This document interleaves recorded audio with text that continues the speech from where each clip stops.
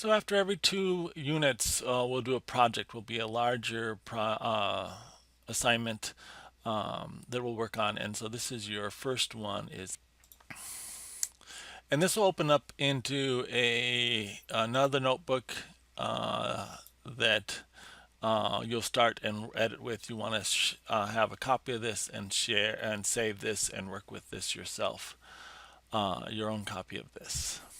One note on grading of projects, there's a rubric attached to this. And besides the data analysis, this is a writing course, an upper level general education course. So a fair amount of assessment will be determined on your ability to write. So there'll be writing built into each one of these projects. Okay, so we're going to look at breast cancer data. This is a well-known sample database that's out there. Breast cancer is one of the leading cancers out there. Certainly, it's the second most common cancer diagnosis in women, but it's also can affect men. We're going to be looking at some data related to tumors for breast cancer. And again, quick reminder that tumors can either be benign or malignant. And so we're looking at data where the tumor has been identified either as benign, so that's not cancerous, or malignant, cancerous, and dangerous work.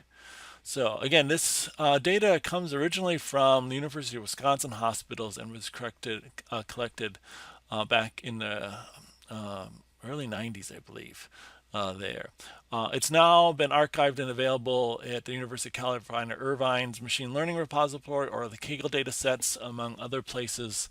And again, this is a standard data set for machine learning examples. There's lots of people that use this data set as a sample. So basically, the data set contains about 50 samples, or over 500 samples, I'm sorry, of tumors that are either malignant or benign. So the first 2 columns of the data set will be a unique number, and then either malignant or benign. Sometimes this data set will have M or B, sometimes they'll have the word malignant or benign there.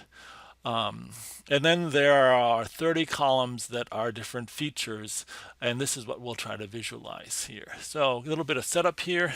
So again, now that we're getting into cells, we're going to want to run these cells, set up our libraries. Here's the data set. And again, there's a special modified version of this data set with some error values in it I want you to use and read. So this sets up the data set. And again, this displays the first part. And so again, here's the ID. Every patient has an ID. Here's a diagnosis, and we're actually seeing the words malignant or benign in this version of the data set. And here's a bunch of the data measurements that are out there. And I can already see some data is not enough or missing or stuff like that. So I've got to watch. There's some issues with some of the data. So that's what our first thing is. Now, one quick note. The links above here actually from University of California, Irvine, and the Kaggle will both include more descriptions of that data. So Irvine will describe some of the characteristics. I find that they don't have all the descriptions of all the fields here. Kaggle seems to have a better description. So for each data field, they'll describe what that field is for that. So that's if you're looking at these fields trying to figure out what they are, the Kaggle link seems to have a little better detail about it than the Irvine link up above here, this one. Okay, so we've read in the data, we've seen it, now we're going to try to clean it up. And so your job is to go back, look at what we did in practice 2, and do the same thing here. We want to remove any cells with blank that have blank values in them. So any rows that are missing or not a number, that sort of stuff.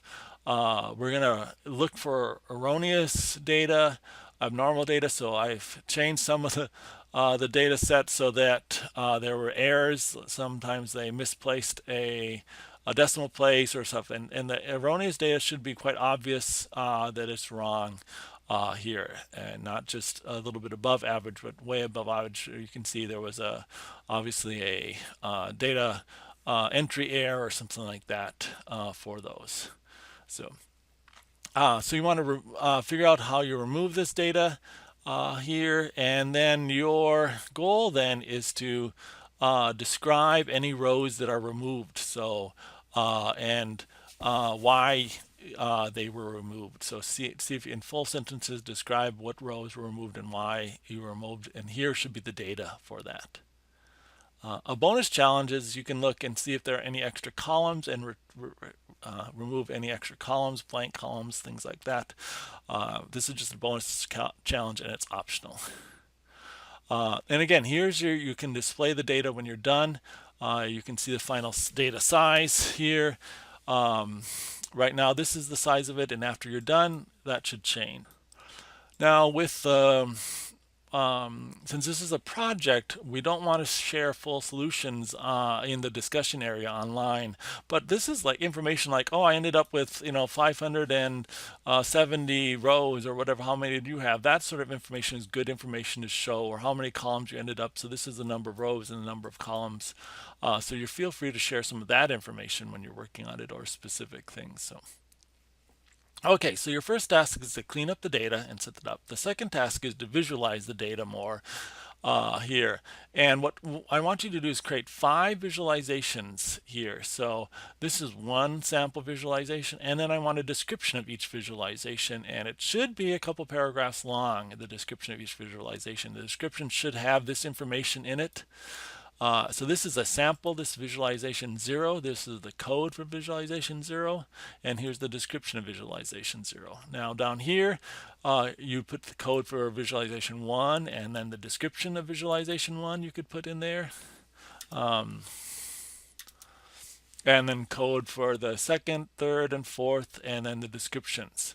And again, remember, you will be graded besides your analysis and visualization stuff. Your writing will also be graded here. So that's why we want some nice descriptions of the visualizations besides the visualizations themselves for it.